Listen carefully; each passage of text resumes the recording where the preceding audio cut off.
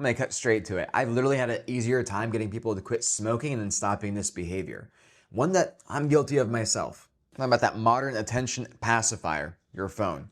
Specifically scrolling. And my friends, definitely stick around to the end of the video because I will be sharing the secrets that I teach my patients and try to incorporate into my own life as well to cut back on phone use, to feel more connected with life, feel less anxiety, and be more focused. For those of you new to the channel, welcome. I'm Dr. Robert, a board-certified psychiatrist. I enjoy making these mental health videos and hopefully getting guys interested in some of these mental health topics. And today I'll be talking about phone use, specifically doom scrolling and how we're getting stuck deeper and deeper and deeper into this dopamine trap. And today, my friends, I'll also indulge that shrink taboo of self-disclosure. So for everyone out there, I think I should share my own experience of falling into the dopamine trap, which I'm sure you have as well, and how I've pulled myself out of it, or at least I'm trying to imperfectly, so I can actually make these videos, run a practice, because if I'm doom scrolling every day, I can guarantee you I won't be able to pull this off. And I want you to live to your fullest potential as well. So first off, let me clarify what I'm exactly talking about here. I'm talking about all technology use for the most part, but specifically scrolling, doom scrolling. You know, you've gotten stuck on the phone, maybe minutes, hours have gone by, and you're just scrolling video through video. And you're finding yourself wondering that why you kind of feel dissatisfied after, nothing else seems interesting. You might be even a little bit frustrated, a little bit of a headache, kind of just feeling ugh, and just want to keep swiping. You're losing out on time, you're losing out on the things you actually want to do. And when you do try to do the things you want to do, you find yourself not being able to sustain your focus. You're finding yourself finding this pull to pull out your phone and just kind of scratch that dopamine itch a little bit. Hey, friends, pay attention, because I know you're losing your attention right now because your brain is primed to have those instant dopamine hits, frame shifts, all of these things flashing through your screen. But please stick with me because I do think that these strategies will be very, very helpful. Stick with me because you're all familiar with that itch, right? Something's a little bit stimulating. You get some gratification from it. It starts to lose its stimulation over the course of seconds, sometimes if you're lucky minutes, and you want to shift attention again. You want to move on to the next thing. And that's what our brains have become more primed to do over and over again over the past few decades with increased social media and phone use. I mean, when was the last time you were able to sit down and read multiple chapters of a book, distraction-free, just being very engrossed in it? Maybe, but I bet that was a rare experience. So I want to share with you that I used to write all the time. Back in high school, I got very into reading short stories, novels. I was kind of a nerdy kid, as you can probably imagine. And I really enjoyed reading and writing. And I was able to sit down and read for hours on end. I was able to write for hours on end. I majored in creative writing, also being a pre-med to go to medical school, but I majored in creative writing. And I was able to write and write and write for 2 to 3 hours a day sometimes. And I did begin to notice that my ability to do that began to wane over the course of the last 10 years. I was finding myself wondering, like, why is this the case? Why can't I focus? Why do I sit down, start reading a book, and then if I'm lucky, 30 minutes in, I'll have an itch of, I gotta check my phone. I gotta check on something. I gotta get up and move around. And I've always had that problem to some degree, but it got much worse than it was before. So now let's dive into some neurobiology, just for a minute, to explain why this was happening to me and perhaps to you as well. First off, let's dispel any myth that it's some sort of lack of discipline or weakness or anything like that. It's just our brains, biology, being hijacked, and I'll explain why. Our human ability to sustain focus is driven by the chemical dopamine. I have some other videos describing this if you want to check those out. But in essence, dopamine allows us to hone our focus. It's the gatekeeper to our senses. It filters out what we have to pay attention to and what we don't need to pay attention to. And it's a very fine-tuned system. And because it's so complex, so fine-tuned, it's also very prone to dysregulation. And when it's constantly being hammered by these very unnatural, recurrent, small dopamine hits that we get from social media, that we get from doom scrolling, it starts to throw it off balance. It starts to make it less effective and makes it basically have us require more frequent and higher dopamine hits to have that normal balance of dopamine in our attentional system. So over time, our ability to sustain attention and tolerate anything that isn't stimulating starts to go down and down and down. And a big part of it is, we naturally evolved to be this way. We naturally evolved to be very highly attuned to anything that captures our attention, right? Because any danger, any potential for food, any change in our environment, we have to be very attuned to. We have to be very perceptible of that. And now social media is able to deliver these infinite amounts of dopamine hits, of things telling our brains, hey, pay attention to this. It's important. It's important. It's important. It's important. But then our brains get tired and fatigued. Our attentional system gets dysregulated. And all of a sudden, What used to be a normal ability to focus on something for an extended period of time, well, now it's atrophied. It's no longer there to the degree that it was. This doesn't just affect attention. This is really, really important here. It doesn't just affect attention. It also affects our anxiety levels. Because if we're constantly seeking attention and finding boredom, finding dissatisfaction, our anxiety also goes up. Our mood goes down. And on top of all of that, it also makes us feel very, very uncomfortable with boredom. And boredom's kind of a natural state to some degree. We should be able to experience boredom and, if anything, allow it to really engage with our creativity in those periods, or kind of be in the background, be okay with periods of boredom. But the modern person has a really hard time tolerating any degree of boredom. It automatically triggers anxiety, restlessness, mood fluctuations. I mean, I've literally had people describe boredom as like the most uncomfortable feeling they can experience. And when I have people who struggle with compulsive disorders, things like gambling, pornography addiction, alcohol use, nicotine use, oftentimes the biggest trigger to relapse in those behaviors, it's not stress, it's not something bad happening, it's boredom. It's the distress of boredom is the thing that's driving that. And it's understandably so, right? You can't fault people for that. It makes sense that if you're having this degree of discomfort, you reach for your phone, and then if their phone's not available or the phone's not satisfying enough, you're gonna reach for other things that maybe reduce that discomfort in the moment, understandably so, but also lead you away from the life you want to live. So that's a quick overview of some of the neurobiology, some of the dangers of it, and some of the consequences of it. But it also is worthwhile, I think, talking about some of the things we're missing out, some of the joys in life that we used to take for granted, and now we're completely missing out on. I think maybe some younger generations never even get to experience. Again, immediately that takes me back to reading, all these books back here. And yes, I've read almost all of them, but it took a lot of effort sometimes because I had that struggle with attention. And I find that if I read every morning for 30 minutes and end my day with 30 minutes of reading, my ability to sustain attention throughout that entire day definitely improves. I can feel it. And it's sad to me to think that if maybe I were born a decade later or something like that, I would have been exposed to more technology, more of this social media and doom scrolling, that perhaps that initial inspiration, that initial interest in reading and writing, that sustained focus, maybe it would have never come about. All right, so let me get off my soapbox. I think I'm just ranting now. Let's talk about some of those strategies I promised you earlier. But let's be clear, these are not life hacks, easy strategies to implement. These are tough things to do, very tough things to do. I don't think anybody has an answer. I know nobody has an answer to how to improve this more reliably for people. And if you did have an answer, I'm sure that all of these social media AI companies would be after you. They can't have you messing with their business models. So step one, take inventory. So this involves actually tracking how often you're reaching for your phone and getting yourself stuck in the whole scrolling cycle. Because most people aren't fully aware of how often you're doing this.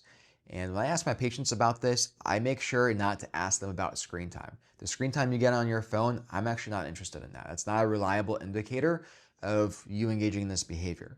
What I'm looking for is specifically how often are you finding yourself literally reaching for your phone and pulling it out just because a moment of boredom seeped into your day or a degree of frustration arose and you just relieve it with your phone. That's what I'm looking for. How often is that behavior happening? Specifically, what I'm also looking at is scrolling time. Because scrolling is the most dangerous thing. That is when you're basically teaching your brain, hey, I can find that novelty, get that dopamine hit, and as soon as it starts to wane even momentarily, on to the next one. I'll get more dopamine hit, another one, another one, another one. And this goes on for hours over the course of days, weeks, months, years. And that is definitely having a negative impact on all of our neurobiology. All right, I'm gonna hop on a soapbox one more time. I know I sound probably like a disenchanted old man at this point, but I really honestly see this as a mental health emergency that the public is not recognizing. Just that we're engaging in this so much and it is harmful to our brains. And I can almost see it being as crazy sounding as smoking indoors was 50 years ago, how crazy that seems to us now, how obviously impactful and negative that is for our health. I can see maybe, hopefully, I hope 50 years from now, we all get smarter than this and realize that seeing someone, perhaps from a movie, TV show these days, pulling out their phone and being like, what a terrible habit. That's so unhealthy for you. Let's not go back to the time where that was common. Probably won't happen. It'll probably just get worse. I don't know. I'm just being cynical. But that's how seriously I take this. So step two, What's it costing you? So after you've noted how often this is happening, how frequently this is intruding on your life, fill out on paper, handwritten, what is this costing you? What are you losing out on because of this behavior? And what issues are arising because of it? Are you losing out on sleep because you're doom scrolling past midnight? Are you losing out on your creative hobbies because instead of doing them, you're just stuck on the couch scrolling and scrolling? Are your relationships also suffering? Are you no longer really connecting with people? Are your interactions more superficial? Are you dating only online and continually being disenchanted with the experience? Is your focus no longer what it used to be? Does your sense of willpower feel all of a sudden very wilted, like you can't have control over what you do next and constantly feel yourself falling back into the doom scroll spiral? Reflecting all of this is essential because it allows you to take stock of the impact on your life. And most importantly, it motivates you to make some change, to regain control over your focus, attention, your life. So step 3, replace, don't remove. And what I mean here is don't all of a sudden expect yourself to be able to stop doom scrolling, being on your phone all the time. It's not going to happen. It's too much of an ingrained behavior, and your brain's not going to tolerate being pulled away from it. Maybe you're a superhero and you can do that at the flip of a switch. Most people can't. I definitely couldn't. So let's set the stage for better habits. And what this can look like is reconnecting with some of the old hobbies you used to enjoy. If that was painting, puzzling, knitting, have those things available in your home, in your apartment, have a place where you can easily access them. So perhaps start going there, start working on the puzzle, doing the knitting, reading the book, working on the novel. Start re-engaging with some of those things, if even for short periods of time, instead of reflexively plopping on the couch and doom scrolling. And that's a surprisingly very difficult thing to do. And I would even encourage you to try that today and take notice of how difficult that is, of how against your ingrained sort of habits that action may be.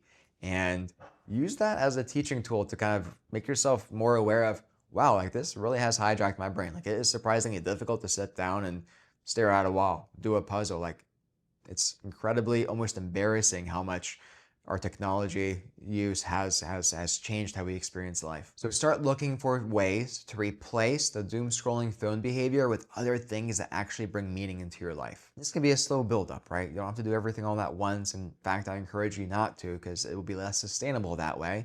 But slowly reincorporating things that used to bring you joy and meaning into your life. Step 4, mindfulness in the tiny moments. So if you're on the train going to work, stuck in traffic, waiting in line, try not to pull out your phone.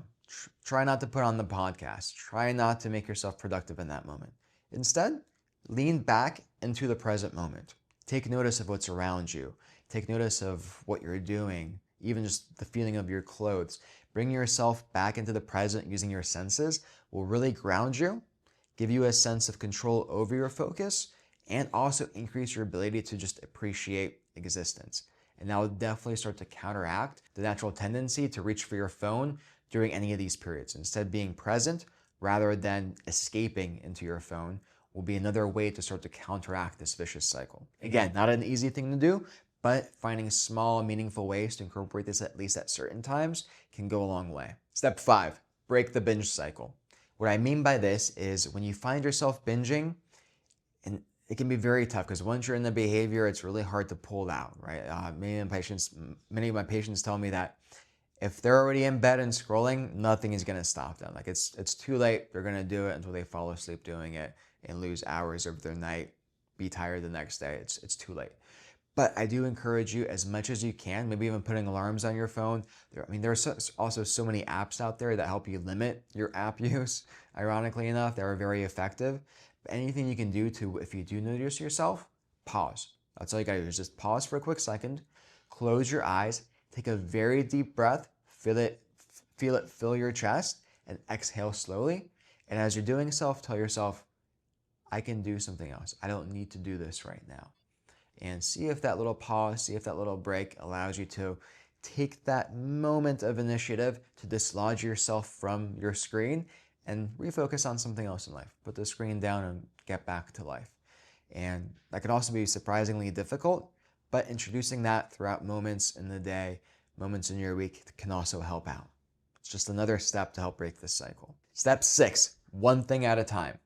This can also be very tricky. We've very much become accustomed to dopamine stacking. I know I do this. I constantly listen to nonfiction audiobooks all day, every day. Like it became a little bit of a problem. I'm doing laundry, I'm cleaning, I'm walking the dog, I'm going to work. I used to have an audiobook on the whole time, and I really enjoy that. It's actually a meaningful way that I get through a lot of books, especially a lot of nonfiction biographies that I really enjoy. But it also started to make me feel more uncomfortable with boredom, more unable to do things without a second source of stimulation. And I think that was also fueling that sort of dopamine spiral.